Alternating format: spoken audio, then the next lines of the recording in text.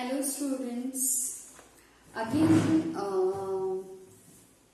we are continuing our unit 2.1, that is poetry. Yesterday we have finished, or last lecture we have finished chit chat section or warming up section. I have given you exercise regarding this.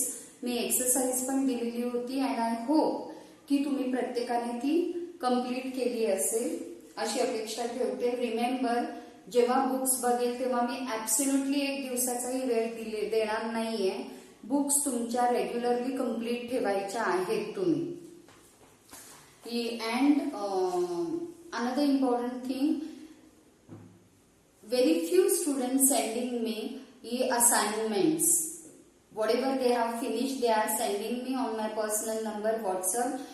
But very few students are doing in these things. फक्त खूप कमी मुलं, regularly तीच मुलं आहेत जी assignment complete केलेले पाठवतात, जेव्हा की ग्रुपवरती ही जवळजवळ 90 अबाव स्टुडंट्स आहेत, पण त्याच्यातले 10 ते 12च मुलं आहेत जे रेग्युलरली असाइनमेंट्स पाठवत असतात. इट मीन्स की बाकीची मुलं कंप्लीट करत नाहीत बुक्स. हे तुम्हाला जड जाईल, लक्षात ठेवा. आणि कंप्लीट नसेल तर कंप्लीट करा. असाइनमेंट्स किंवा तुमच्या बुक्स कंप्लीट आहेत की नाही याच्यासाठी मी दुसरं पण काहीतरी विचार करते आहे नियोजन करण्याचं. ते कसं कसं करता येईल ते बघते. पण जर मी प्रत्येकाला डेट दिलेल्या असतील तर त्या डेटला मला त्या बुक्स कंप्लीट पाहिजेत, हे लक्षात ठेवा. ठीक आहे. जर बुक्स कंप्लीट नसतील तर अजूनही त्या कंप्लीट करा. कशा करायच्या, काय करायचं ते तुम्ही ठरवायचं आहे ना.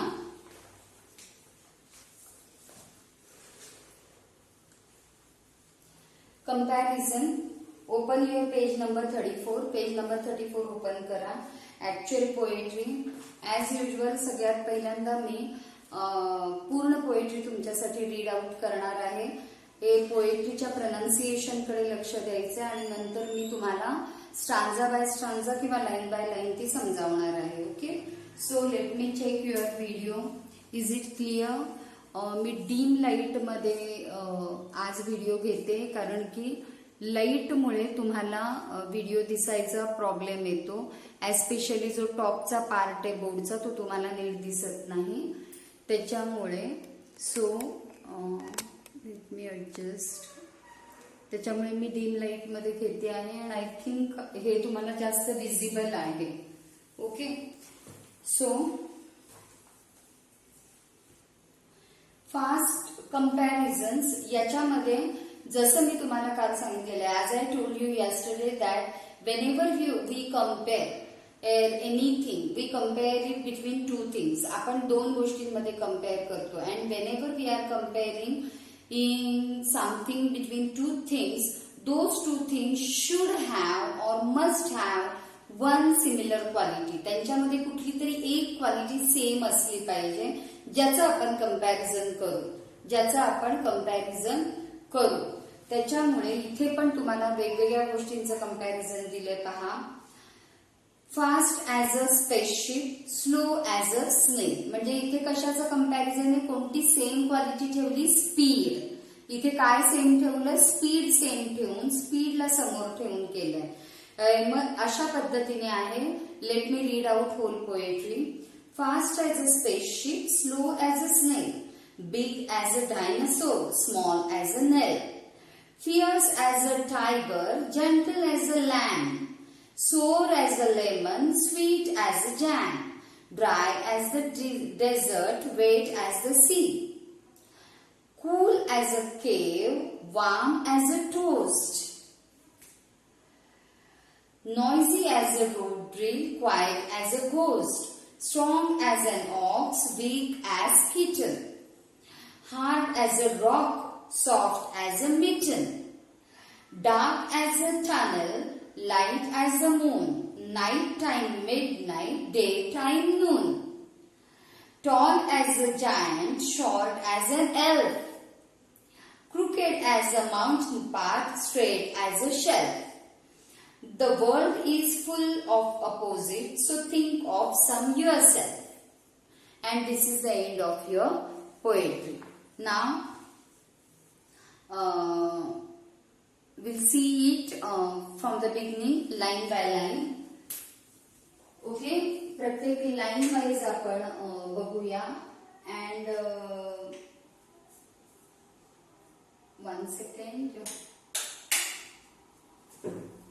Is it comfortable to you? Because yes, तुम्हाला हेडिंग दिसायला प्रॉब्लेम येतोय. I try. मी इथे वगैरे लिहीन, तुम्हाला कितपत दिसतंय आपण बघूया. Because in a dim light I could not see text book properly. Okay, so will see what to do. But I hope की तुम्हाला इथे लिहिलेलं वगैरे दिसेल. मी शक्यतो प्रयत्न करेल इथून खाली लिहिण्याचा. So fast as a spaceship, slow as a snail. इथे काय कम्पेअर केलेलं आहे? Speed. As I told you, speed. So speed, fast as a spaceship. Spaceship एकदम फास्ट स्पेसशिप जातं. स्पेसशिप तुम्हाला माहिती आहे. अँड वेअर ॲज इथे दोन टोटली अपोजिट गोष्टींचं कंटिन्यू कम्पॅरिझन केलेलं आहे. दोन टोकं कम्पेअर केलेली आहेत. स्पीड घेतला तर एकदम फास्ट कोण आहे आणि एकदम स्लो कोण आहे, अशा पद्धतीने टोटल अपोजिट गोष्टींना घेऊन कम्पॅरिझन केलेलं आहे. So fast as a spaceship, slow as a snail. Spaceship सारखं एकदम फास्ट आणि स्लो किती? स्नेल इतकं. स्नेल म्हणजे गोगलगाय. स्नेल गोगलगाय. माहित नसेल तर तुम्ही लिहून घ्यायचंय. बोर्डवरती मी फक्त इंग्लिश टू इंग्लिश मिनिंगचे वर्ड्स आणि तेही जे अवघड आहेत तेवढे लिहिली. सो राईट डाऊन स्नेल, गोगलगाय. Slow moving insect you may say. English to English meaning मध्ये लिहू शकता. Sorry, slow moving or slow walking insect. Big as a dinosaur, small as a nail. इथे साईज कॉमन फीचर घेतलेलं आहे आणि साईजला compare करून big as a dinosaur. Dinosaur इतकं मोठं आणि छोटं किती? नेल. नेल म्हणजे नख. Okay, nail. It is a body part. Okay, body part आहे नेल, नख. Okay, so small as a nail and big as a dinosaur. Then fierce as a tiger, gentle as a lamb. आणि भयानक कशासारखं? Tiger सारखं, भीतीदायक, वाघा इतकं भीतीदायक. Fierce as a tiger and gentle. Gentle म्हणजे सॉफ्ट एकदम. सॉफ्ट म्हणण्यापेक्षा गरीब. ओके, फिअर्स भयानक आणि जंटल म्हणजे काम, गरीब एकदम. ओके, गरीब कुणासारखं? लॅम्ब. LAMB. लॅम्ब माहित असणार आहे तुम्हाला. लॅम्ब मीन्स, लॅम्ब म्हणजे मेंढीचं बाळ. मेंढीचं बाळ. Baby sheep. Baby sheep. Okay, मेंढीच्या बाळाला लॅम्ब म्हणतात. So gentle as a lamb. Sour as a lemon, sweet as a jam. Lemon इतकं आंबट. इथे टेस्टला कॉमन फीचर केलेलं आहे. सो सोर. सोर म्हणजे आंबट. सोर म्हणजे आंबट. लेमन इतकं आंबट आणि जॅम इतकं गोड. Okay, square as a house, round as a P. Shape इथे कॉमन फीचर घेतलाय. मग शेप मध्ये काय? स्क्वेअर ॲज अ हाऊस, घरा इतकं एक्झॅक्ट स्क्वेअर. आणि गोल कसं? पी सारखं. PEA. पी म्हणजे वाटाणा. पी वाटाणा. It is a pulse. Peanut आपण ज्याला म्हणतो. पी म्हणजे वाटाणा. वाटाण्याला आपण म्हणतो ऍक्च्युली ग्रीन पीज आपण ज्याला म्हणतो की PEA. पी म्हणजे दाणा जो पण असतो, शेंगदाणा असू देत, वाटाणा असू देत, त्याला पी म्हटलं जातं. सो वाटाण्यासारखं गोल आणि स्क्वेअर कसं? घरासारखं स्क्वेअर. दोन टोकं, एक चौकोनी आहे तर दुसरं तेवढंच गोल आहे. Okay, then dry as the desert, wet as the sea. आता इथे काय घेतलेलं आहे? You may say quality. कोणती क्वालिटी घेतली आहे? डेझर्ट इतकं ड्राय काहीच नसतं, ड्रायनेस. आणि ओलं कशासारखं त्यांनी म्हटलेलं आहे? A wet as the sea. Okay, sea समुद्र. SEAC समुद्र. Salty water body. You may say English to English meaning salty water body. Salty water body means sea. So What they are saying, dry as the desert. Desert वाळवंट. Desert वाळवंट. Okay, dessert वाळवंट. So वाळवंटासारखं कोरडं आणि समुद्रासारखं ओलं. समुद्रा इतकं ओलं म्हणजे एकदम पाणी पाणी, आणि वाळवंटासारखं ड्राय म्हणजे एकदमच कोरडं. दोन टोकं कम्पेअर केलेली आहेत. Square as a house, round as a P. हे झालंय. कूल ॲज अ केव, वार्म ॲज अ टोस्ट. आणि आता इथे परत थंडपणा आणि गरमपणा याला म्हणजे क्वालिटीला एका कम्पेअर केलेला आहे.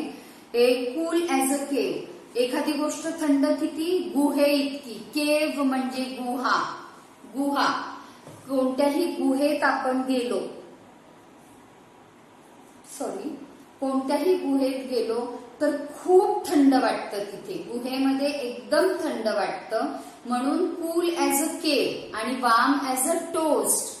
ब्रेडचा जेव्हा टोस्ट बनवला जातो तो जेवढा गरम असतो तेवढं गरम, आणि दुसरं टोक कुठलं, गुहे इतकं थंड. सो केव मीन्स गुहा, आणि टोस्ट म्हणजे खाण्याचा टोस्ट, ब्रेड टोस्ट जे आपण म्हणतो.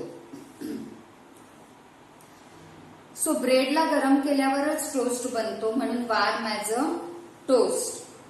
नॉइझी as a road drill, quiet as a ghost. आणि आता इथे गोंगाट कम्पेअर केलेला आहे. Noisy as a road drill, गोंगाट किती आहे, noisy. Noise sound, loud sound. NOISY, noisy. NOISY, noisy, loud sound. Drill, drill म्हणजे मार्च पास. कवायत आपण म्हणतो ना, मार्च पास. फ्लॅग होस्टिंगच्या वेळेस 15 ऑगस्ट और 26 जानेवारी मध्ये जे स्काउट गाईड लोक मार्च पास करतात, किंवा आर्मीचे वगैरे एअरफोर्सचे सोल्जर जी कवायत करतात, parade you may say. Okay, drill means march past और परेड, त्याला ड्रिल असं म्हटलं जातं, parade. Okay, so what they are saying, noisy as a road drill, quiet as a ghost. मग गोंगाट किती, रोड ड्रिलचा जेवढा गोंगाट असतो, परेडचा खूप आवाज असतो. Okay, noisy, loud sound. का तर त्याच्याबरोबर म्युझिकल इन्स्ट्रुमेंट सुद्धा वाजत असतात. सो त्याचा जेवढा आवाज असतो, सो किती गोंगाट, रोड ड्रिल इतका मोठा आवाज. आणि क्वाइट, त्याचंच अपोजिट टोक काय, I am very sorry, quite as a ghost. आणि एकदम शांतता, कशी, एकदम घोस्टली क्वाइटनेस, घोस्टली सायलेन्स. भूत असल्यावर, भूत एखादं जसं शांत असतं, एखादं भयानक ठिकाणी, किंवा ज्याला आपण म्हणतो ना भूताचा प्रभाव असलेला बंगला जेवढा शांत असेल, भूतासारखं शांत शांत वाटतं आपण ज्याला म्हणतो, सो तेवढं शांत. सो म्हणून क्वाइट ॲज अ घोस्ट आणि नॉइझी ॲज अ रोड ड्रिल असं म्हटलेलं आहे. ठीक आहे, क्वाइट शांत, क्वाइट एकदम शांत, silence you may say, quiet silence, English to English meaning. Noisy and quiet both are opposite words, आणि क्वाइटला similar word silence. Hard as a rock, soft as a mitten. आता इथे काय कणखरपणाची क्वालिटी घेतली आहे. हार्ड ॲज अ रॉक, दगडा इतकं कडक, आणि सॉफ्ट किती, mitten. Hard as a rock and soft as a mitten. Hard as a rock, soft as a mitten. Okay, I am very sorry. Before that 2 lines, strong as an ox, weak as a kitten. Strong as a ox, कशासारखं सामर्थ्यवान, ox बैल, बैलासारखं शक्तिशाली. And weak as a kitten, आणि अशक्त, कमजोर. Weak म्हणजे कमजोर. और you may say not strengthy, weak. Okay, अशक्त, कशासारखं, किटन म्हणजे किटन इतकं कमजोर आणि बैला इतकं सामर्थ्यवान. परत 2 टोकं आहेत. Okay, hard as a rock, soft as a mitten. दगडासारखं कडक, टणक, आणि सॉफ्ट किती, मग विरुद्ध टोक, opposite side, soft as a mitten. What is mitten? Mitten means MITT, MITTON, mitten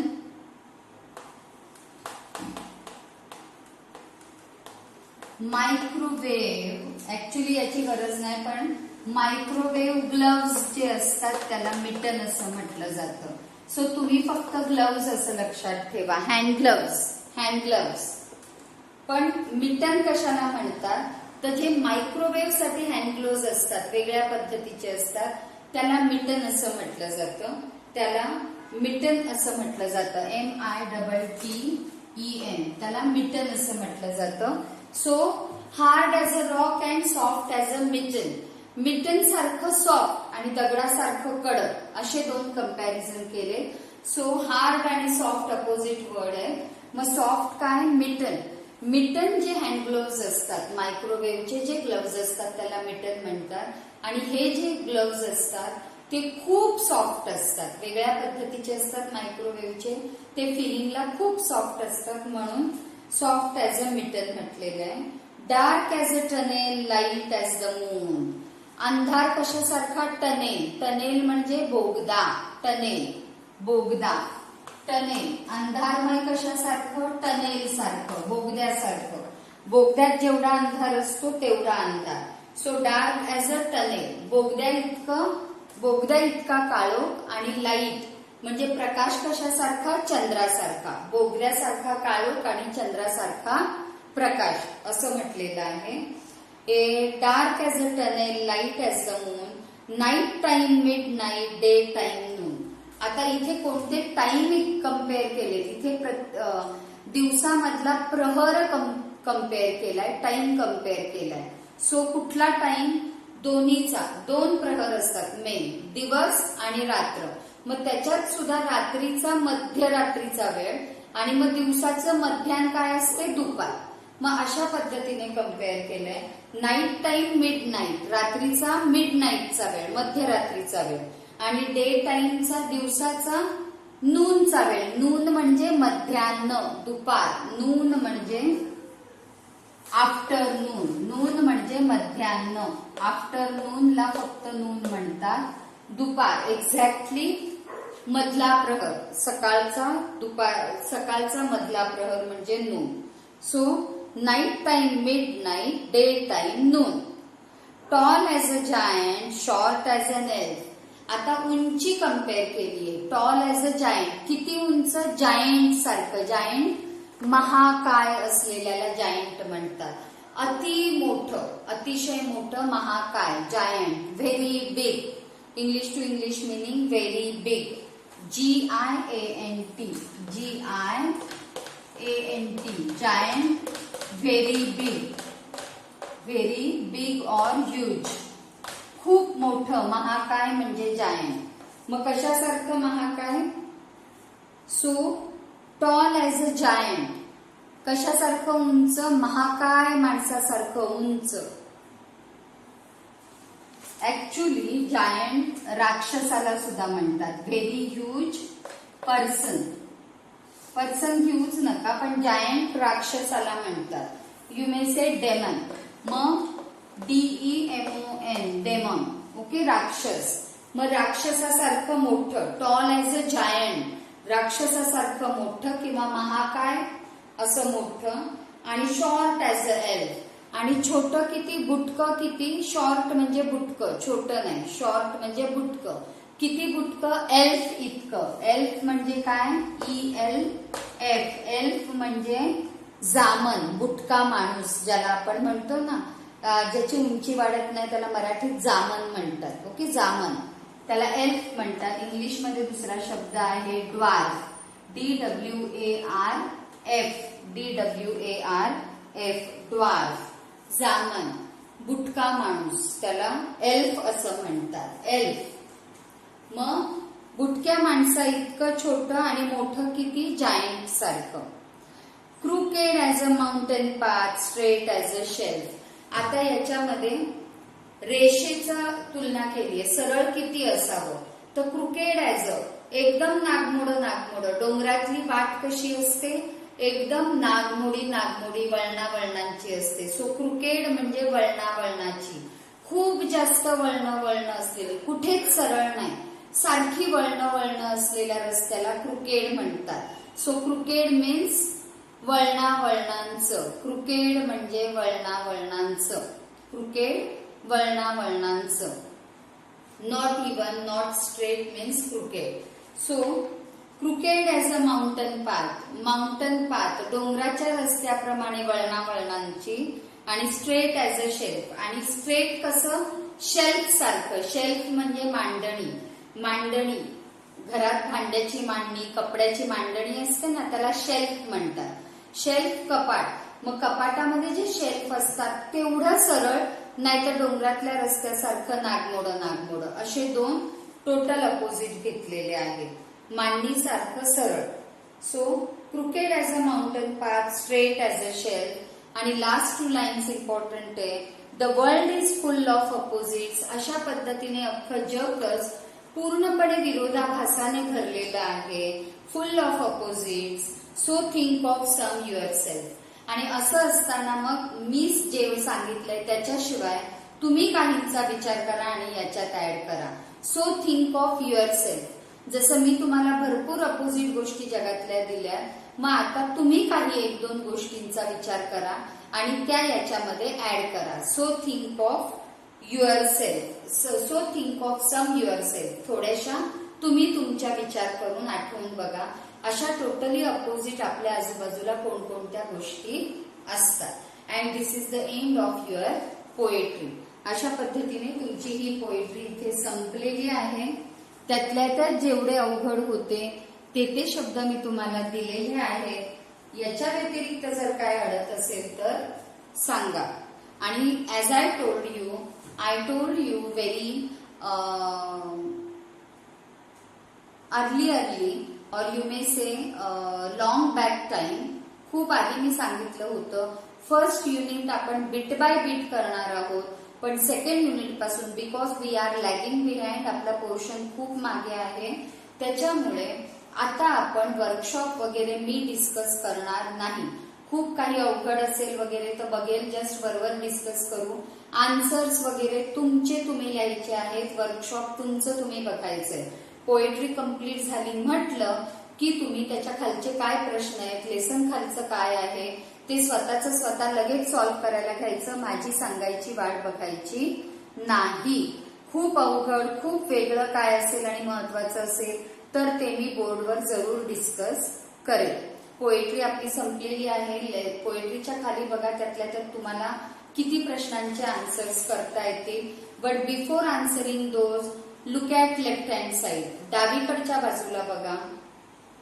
पहिला प्रश्न, what adjective words are use to here to show shape, size, temperature. त्यांनी म्हटलंय शेप, साईज आणि टेम्परेचर. शेप, साईज आणि temperature.